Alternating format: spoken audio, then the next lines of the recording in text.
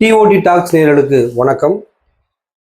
இன்று நாம் விவாதிக்க போற ஒரு அரசியல் பிரமுகர், பாஜகவின் முன்னாள் மாநில தலைவர் திரு அண்ணாமலை அவர்களுடைய புதிய பயணம், அரசியல் பயணத்தை பற்றி தான் பார்க்க போகிறோம். அதற்காக வருகை தந்துள்ள நமது தலைமை ஆசிரியர் அண்ணன் அவர்களை வரவேற்போம். வணக்கம்ண்ணே. வணக்கங்களே. வணக்கம்ண்ணே. ஒன்றும் இப்போ அரசியல் அப்படி தமிழக அரசியல் அதுவும் குறிப்பாக பரபரப்பாகவே இருக்கு இல்லையா? இப்போ நீங்கள் அதாவது புது புது கட்சிகள் உருவாக்கம் வந்துகிட்டே தான் இருக்கு. இதை இப்போ நம்ம எப்படி பார்க்க போகிறது அப்படின்னா, அண்ணாமலையுடைய வருகை, திடீர்னு தனி கட்சி ஆரம்பிக்கக்கூடிய தேவை என்ன இருக்கு? அதை பற்றி நீங்கள் நினைக்கிறீங்க? அதான் விஜய் அவர்களுடைய வெற்றி, தமிழக வெற்றி கழகம் ஆட்சி பிடிக்கணும் யாரும் நினைக்கவே இல்லை, ஆட்சியை பிடிச்சிட்டாங்க. ஸோ அந்த ஒரு தமிழகத்தில் அப்படி ஒரு வாய்ப்பு இருக்கும்னு நினைக்கிறேன். விஜய் 2 வருஷம் முன்னாடி கட்சி ஆரம்பிச்சிருக்கலாம். அவருடைய தொடர் பயணம் இருக்குல்ல, மக்கள் மத்தியில் ஒரு 30-35 வருஷமா மக்களோட தொடர்புல இருக்கால, ஏதோ ஒரு இதுல நீங்க அவரை சந்திக்க வந்திருக்க முடியாது. ஸோ அவருக்கும் அண்ணாமலையும் கம்பேர் பண்ண முடியாது அப்படி நினைக்கிறாங்க அவங்க. பட் அண்ணாமலையை எப்படி தெரியும்? தமிழக பாஜகவோட முகந்தேன். அவர் தனிப்பட்ட முறையில் கட்சி ஆரம்பிச்சா கூட அவர் ஓட்டு எங்கிருந்து எடுப்பாரு? பாஜகவில் தான் எடுப்பாரு. பாஜகவோட தான் இங்க போகும். அவர் தலைவராக இருந்து 2024 நாடாளுமன்ற தேர்தலில் 17% ஓட்டு வாங்கி கொடுத்தாரு.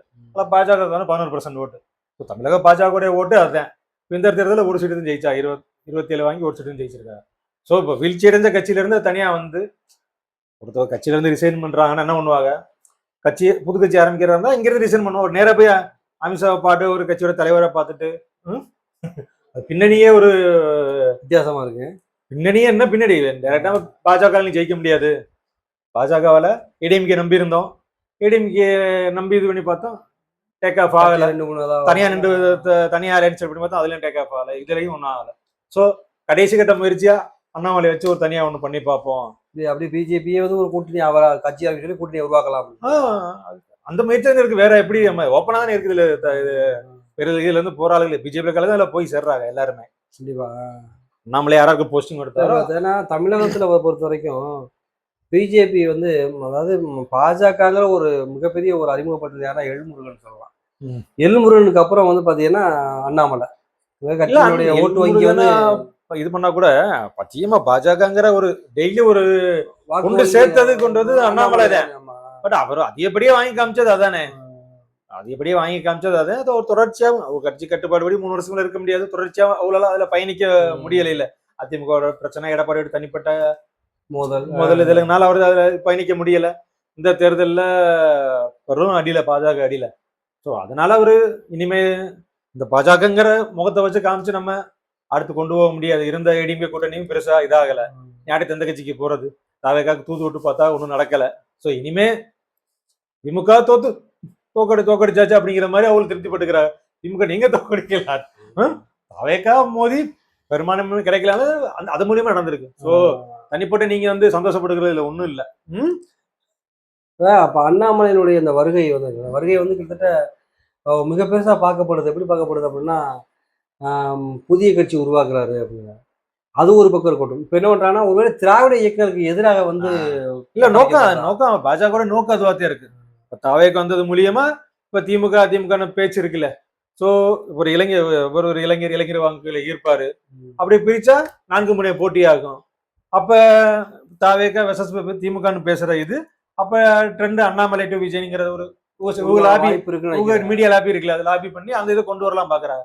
பட் அண்ணாமலைக்கு அந்த அளவுக்கு அவரு பிஜேபி அது எதுவுமே இல்ல. இப்ப திமுக ஏடிஎம்கே டக்குனு எந்திரிச்சு அவளுக்கு பெரிய இது இருக்குல்ல, இதுலயே 1.5 கோடி ஓட்டு வாங்கியிருக்கா இல்ல. சோ இந்த கேப்ல அதிமுக இல்லாம இன்னொரு கட்சியை கொண்டு வரலாம் பாஜக பிளானாத்தானே இருக்கும்.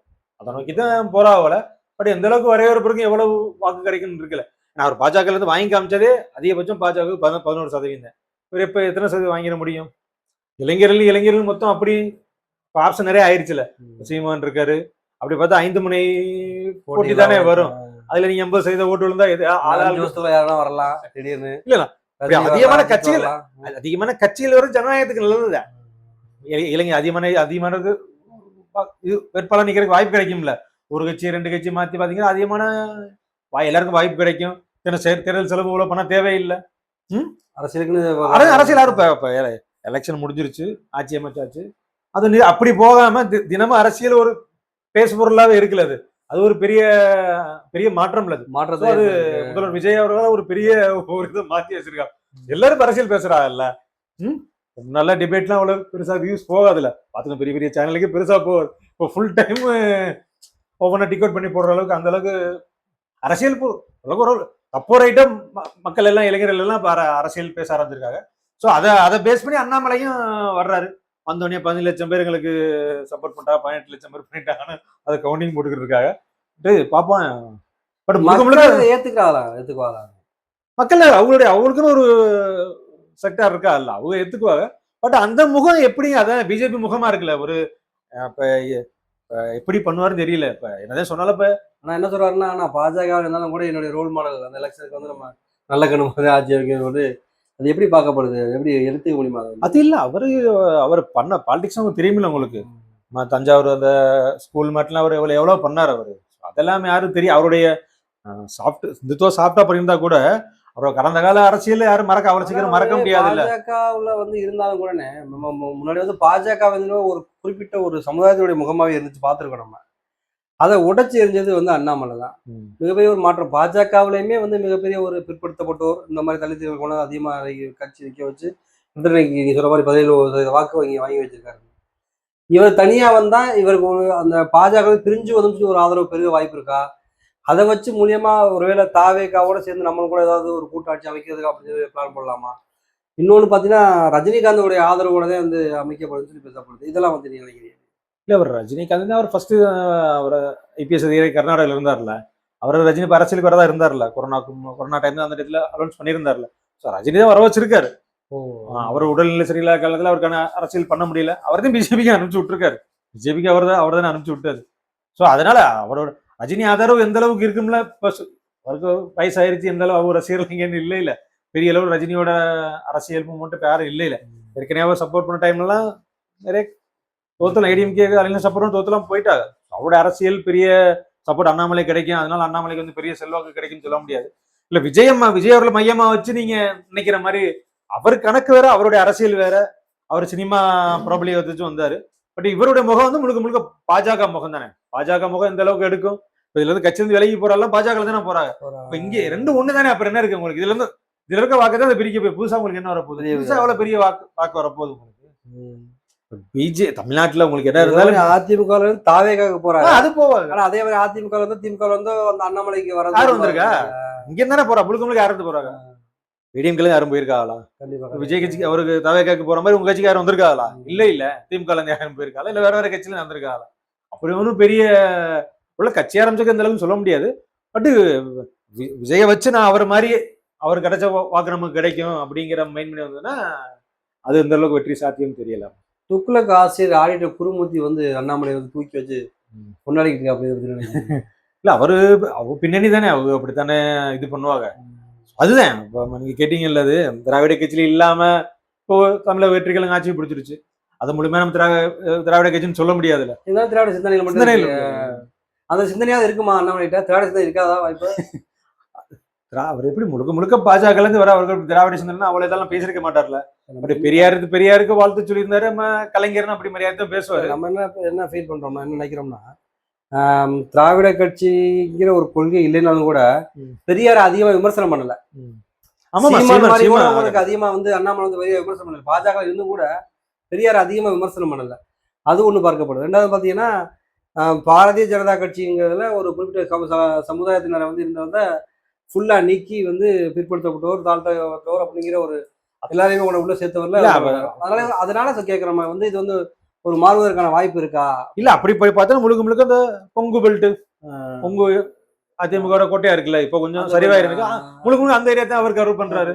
அவர் ஏரியா முழுக்க முழுக்க பார்த்தா ஏடிஎம்கே விஜய் அவர்கள் வர ஏடிஎம்கே முக்கவாசி காலி ஆயிருச்சு. இப்ப இவர் கோவை மண்டலத்துல மேற்கொண்டு பிடிச்சா அங்கேதான் காலியாகும். பட் தனிப்பட்ட முறையில பார்த்தா அவர் சட்டமன்ற தேர்தலும் தோல்வி அடைஞ்சிட்டாரு, பார்லிமெண்ட் தோல்வி அடைஞ்சிட்டாரு. அந்த அளவுக்கு அவர் இண்டிவிஜுவலாவே சக்சஸ்ஃபுல்லா காமிக்கலையே. நம்ம வந்து அவரு விஜய் அளவுக்கு வந்துருவான்னு அவரு சொல்லலாமே தவிர அதுக்கு 2 தேர்தல் நின்றுட்டாரு. சினிமா முகம் இல்லாத ஒரு தலைவர். ஆமா. ஆனா இருந்தாலும் இளைஞர் மத்தியில் நல்ல ஒரு வரவேற்பு பெற்றவராக தான் பார்க்கப்படுது. வி த லீடர்ஸ் ம் வி த லீடர்ஸ் அது எப்படி உள்ளாட்சி தேர்தல்ல இருந்து தன்னுடைய அரசியல் களத்தை துவக்கும் அப்படின்னு இருக்காரு அண்ணாமலை. அப்படியே சொல்லியிருக்காரு. ஆமா, இருக்காரு. கரெக்டா பாராளுமன்ற தேர்தல் தானே, அண்ணாமலை சட்டமன்றம் சொன்ன மாதிரி 2031 தான் எய்ம். இப்ப உள்ளாட்சி தேர்தலில் நமது பணியை துவக்கும் அப்படின்னு சொன்ன மாதிரி பேசப்படுது. ஆனா இல்ல ஒரு எலெக்ஷன் நிக்க மாட்டேன்னு நினைக்கிறேன். 2000 இந்த பாராளுமன்ற தேர்தலும் யாரு மோடிஜி இருக்க முடியும், நாளை இருக்க மாட்டாப்ல. கரெக்டா 2031 கணக்கெல்லாம் விஜய் வர்றப்ப வந்தாருல்ல, டைரக்டா சட்டமன்றத்தை சொன்னார்ல. யாரும் மோடிஜி இதெல்லாம் இது பண்ணுவா, டைரக்டா சட்டமன்றம் தான். அங்க மேல அவரு திமுக அவர் விஜயை டார்கெட் பண்றாரு. விஜய் டார்கெட் பண்றாரு. அவர் விஜயை தானே டைரக்டா டார்கெட் பண்றாரு. திமுக இங்க நாளாவது இப்ப ஆளுங்கட்சி அவங்க ஆளுங்கட்சி ஆயிட்டால. சோ அவரை நீங்க திமுக டார்கெட் பண்ணி வந்தீங்க, அது மாதிரி உங்களை டார்கெட் பண்ணி வரணும் அப்படிங்கிற மாதிரி நம்பிக்கை இருக்கு. நம்பிக்கை அரசியல் கட்சி யாருக்கு நம்பிக்கை இருக்கு, எல்லாருக்கும் நம்பிக்கை இருக்கணும் அது இல்ல. பட் பெரிய அப்படி ஏதாச்சும் வாய்ப்புனா அதிகபட்சமா தான் குங்கு பெல்ட்ல இருக்கும். தமிழகம் முழுவதும் பரவலா இருக்கும்னு சொல்ல முடியாது. பட் இவருக்கு இருந்த அரசியல் இது அவருக்கு கண்டிப்பா கிடைக்கிறதுக்கு வாய்ப்பு இல்லை. உங்களுக்கு நீ சொன்ன மாதிரி சினிமா துறையில இருந்து மிகப்பெரிய ஒரு தாக்கத்தை ஏற்படுத்தினவர் அவர். சினிமா துறை இருந்தாலும் 2009 மக்கள் இயக்கம் மக்களோட எல்லா பிரச்சனைகளும் கூட நிக்கிறா இல்ல. சேர்மன்ற மக்கள் இயக்கம் மாதிரி 2009 இருந்து இயக்கம் செயல்பாடு இருக்குல்ல, எல்லாத்துல குரல் கொடுக்கறது, நலத்திட்ட உதவிகளும் பண்றதுன்னு மக்கள்ல இருந்தா இல்ல. இவங்க மாதிரி இன்னொரு கட்சி முகமா இருந்து, அது தமிழ்நாட்டுல பிஜேபி எடுபடான்னு தெரியும், அந்த முகமா இருந்து நீ வெளியே இன்னொரு கட்சி ஆரம்பிக்கணும் எந்த மாதிரி மக்கள் நம்புவாங்கன்னு இருக்குல்ல. பாஜக வெளில கட்சி ஆரம்பிச்சிருக்காப்புல.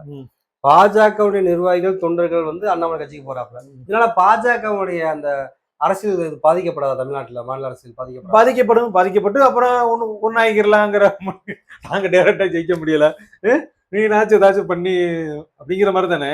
அவங்களும் கட்சி ஆரம்பிச்சுல இருந்து பாரதிய ஜனதா போட்டுக்கிட்டு தான் இருக்கா. கூட்டணியாவோ தனியாவோ போராடி பார்த்துட்டாங்க, இன்னும் இதா அலையில. 2014 2 எம்பி சீட் ஜெயிச்சாங்க, தனியா 2 ஜெயிச்சாங்க. அதுக்கப்புறம் இன்னும் கூட ஜெயிக்க முடியல. கூட்டணி வச்சு நீ பட்சமா ஒரு எம்பி கூட ஜெயிக்க முடியாத சூழல் தானே இருக்கு.